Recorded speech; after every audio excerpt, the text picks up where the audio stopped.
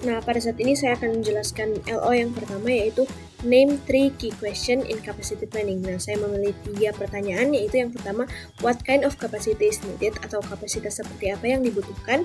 Yang kedua, How much is needed to match the demand, atau berapa kapasitas yang diperlukan untuk menyesuaikan dengan permintaan. Dan yang terakhir, When is it needed, atau kapan kapasitas ini diperlukan. Nah, selanjutnya LO yang kedua yaitu Explain the importance of capacity planning. Nah, tentunya capacity planning ini atau perencanaan kapasitas sangat-sangat penting bagi organisasi karena dapat mempengaruhi kemampuan organisasi tersebut dalam memenuhi permintaan, mengontrol biaya, dan tetap kompetitif dalam pasar. Nah, dengan kapasitas yang tepat, organisasi dapat yang pertama memenuhi permintaan di masa depan dan menghindari kehilangan peluang. Selanjutnya, mengelola biaya operasional dengan lebih menyeimbangkan kapasitas dan juga demand. Selanjutnya, mempertimbangkan investasi awal untuk efisiensi jangka panjang. Selanjutnya, membuat komitmen jangka panjang yang sulit diubah tanpa biaya besar. Selanjutnya, meningkatkan keunggulan kompetitif dengan fleksibilitas kapasitas. Selanjutnya, mempermudah manajemen dengan kapasitas yang sesuai dengan kebutuhan.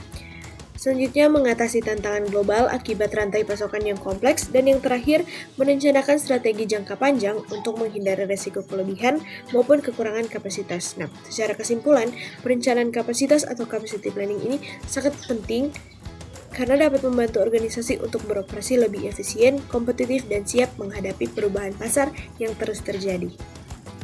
Nah, LO yang ketiga yaitu Describe ways of defining and measuring capacity. Nah, kapabilitas atau kapasitas dapat didefinisikan dan diukur dengan berbagai cara tergantung pada situasi. Nah, yang pertama ada definisi dari kapasitas. Yang pertama ada kapasitas desain atau design capacity. Ini merupakan tingkat output maksimum atau kapasitas layanan yang dirancang untuk mencapai kondisi ideal. Nah, contohnya sebuah pabrik dirancang untuk memproduksi 50 unit per hari. Yang kedua ada kapasitas efektif atau effective capacity. Nah, ini merupakan kapasitas desain dikurangi dengan faktor-faktor seperti pemeliharaan mesin, waktu istirahat karyawan, dan ketidakefisien operasional. Nah, kapasitas efektif ini selalu lebih rendah dari kapasitas desain. Contohnya, jika sebuah pabrik memiliki kapasitas desain 50 unit per hari, tetapi harus mengakomodasi pemeliharaan dan juga istirahat, kapasitas efektifnya akan turun menjadi 40 unit per hari. Nah, yang ketiga, output actual atau actual output. Nah, ini merupakan jumlah unit yang benar-benar diproduksi atau layanan yang benar-benar diberikan.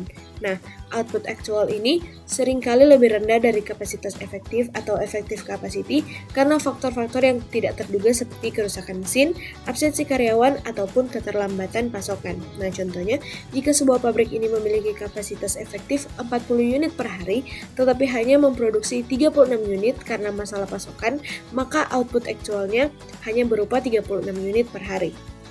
Nah, selanjutnya ada pengukuran kapasitas. Yang pertama, efisiensi. Efisiensi ini merupakan rasio antara output actual dan kapasitas efektif. Nah, ini dapat mengindikasikan seberapa baik suatu sistem menggunakan kapasitas efektifnya.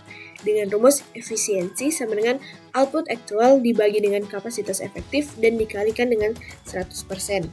Yang selanjutnya, utilisasi atau utilization atau rasio antara output actual dan kapasitas desain, yang mengukur seberapa besar kapasitas total yang digunakan dengan rumus utilization sama dengan output actual dibagi dengan kapasitas desain dikali dengan 100%. Nah, adapun metode lain yang dapat digunakan untuk mengukur capacity, yaitu yang pertama untuk bisnis dengan satu jenis produk dapat diukur berdasarkan jumlah unit yang diproduksi per hari, minggu, ataupun bulan. Adapun untuk bisnis dengan banyak jenis produksi dapat diukur secara terpisah setiap jenis produknya, misalnya 100 kulkas per hari ataupun 80 freezer per hari. Nah, yang terakhir, untuk organisasi berbasis layanan atau service dapat diukur berdasarkan ketersediaan sumber daya. Contohnya, untuk rumah sakit mengukur kapasitas berdasarkan jumlah tempat tidur yang tersedia per harinya. Nah, untuk LO yang kelima, discuss factor to consider when deciding whether to perform in-house or outsource. Nah, ada beberapa faktor yang harus dipertimbangkan saat memutuskan untuk produksi in-house ataupun outsourcing. Nah, yang pertama yang harus dipertimbangkan adalah kapasitas yang tersedia.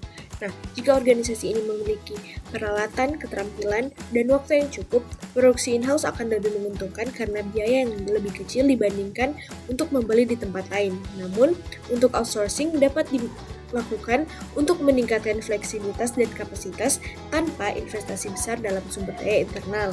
Yang kedua, keahlian atau expertise. Nah, jika perusahaan tidak memiliki keterampilan atau keahlian yang cukup untuk melakukan pekerjaan dengan baik, membeli atau outsourcing dari pihak lain mungkin menjadi pilihan yang lebih baik. Selanjutnya, pertimbangan kualitas. Nah, perusahaan spesialis cenderung menawarkan kualitas lebih tinggi dibanding jika organisasi mencoba untuk membuat sendiri tanpa pengalaman.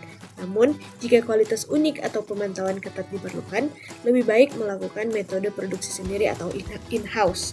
Selanjutnya, sifat permintaan. Nah, jika permintaan stabil dan lebih tinggi, akan lebih efisien untuk memproduksi sendiri atau in-house. Namun jika permintaan fluktuatif atau pesanan lebih kecil, lebih baik untuk menggunakan spesialis yang dapat menggabungkan pesanan dari banyak sumber untuk meningkatkan volume produksi. Yang selanjutnya, biaya.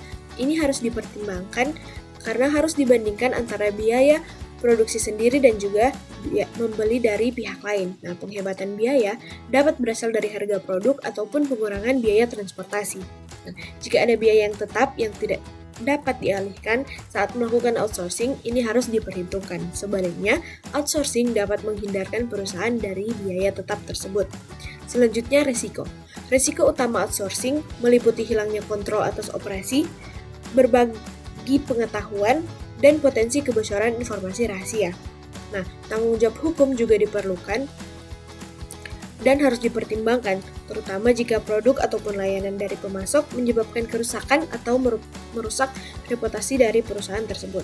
Nah, reputasi ini dapat berdampak jika pemasok memiliki kondisi kerja yang buruk ataupun praktik yang tidak etis. Yang terakhir, pendekatan hybrid. Nah, beberapa perusahaan memilih untuk melakukan sebagian pekerjaan sendiri dan menyerahkan sebagian kepada pihak lain atau outsourcing. Jadi, pendekatan hybrid ini melakukan kedua metode tersebut.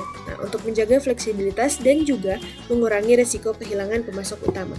Nah, dapat disimpulkan bahwa keputusan antara untuk melakukan produksi in-house ataupun outsourcing harus mempertimbangkan kapasitas internal, keahlian, kualitas, sifat permintaan, biaya, risiko, dan juga fleksibilitas. Nah, analisis menyeluruh diperlukan agar perusahaan dapat memilih opsi yang paling menguntungkan sesuai dengan strategi bisnis yang sedang dijalankan atau akan dan ingin dicapai.